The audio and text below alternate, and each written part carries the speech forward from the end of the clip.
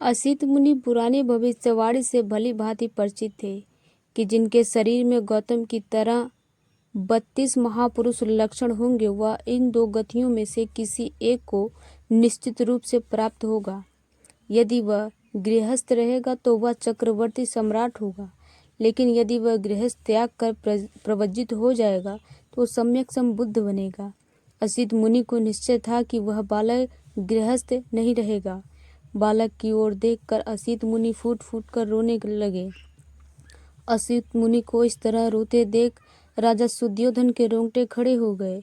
व्यतीत होकर उन्होंने असित मुनि से निवेदन किया, हे मुनि, आप इस प्रकार क्यों रो रहे हैं? मैं समझता हूँ कि बालक के लिए भविष्य में कोई विपत्ति नहीं होगी।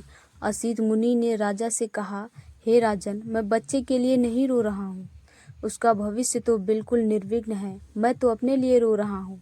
ऐसा क्यों? राजा सुद्योधन ने पूछा।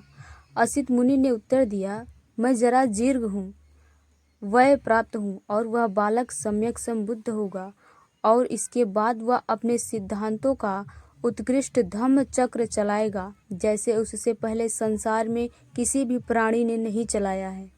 संसार के कल्याण और प्रसन्नता के लिए वह अपने धम्म सिद्धांतों की देशना करेगा। जिस धार्मिक जीवन की जिस सद्यम सिद्धांत की वह घोषणा करेगा, वह आदि में कल्याण कारक होगा। वह अर्थ तथा व्यंजन की दृष्टि में निर्दोष होगा। वह परिशुद्ध और परिपूर्ण होगा। जिस प्रकार इस संसार में कभी कभार कहीं गुलर का फूल खिलता है, उसी प्रकार अनंत युगों के बाद इस संसार में कहीं और कभी कभार बुद्धों की उत्पत्ति होती है।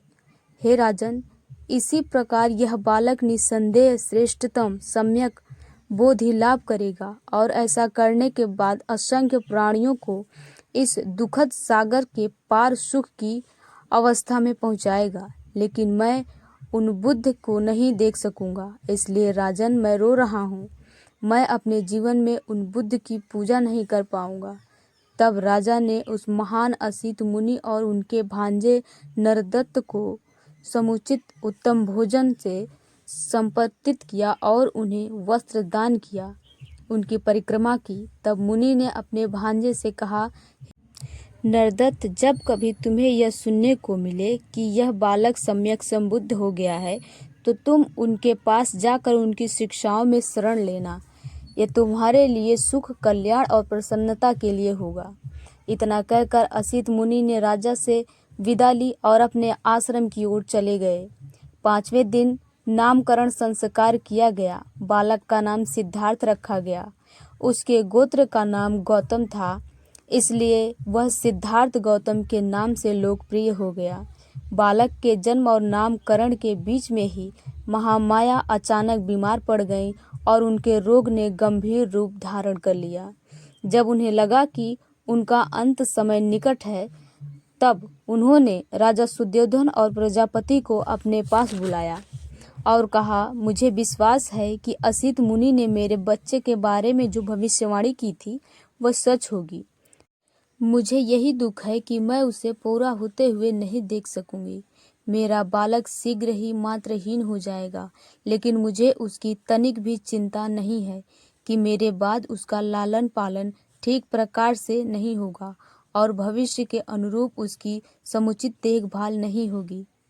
प्रजापति, मैं तुम्हें अपना बच्चा सौंपती हूँ।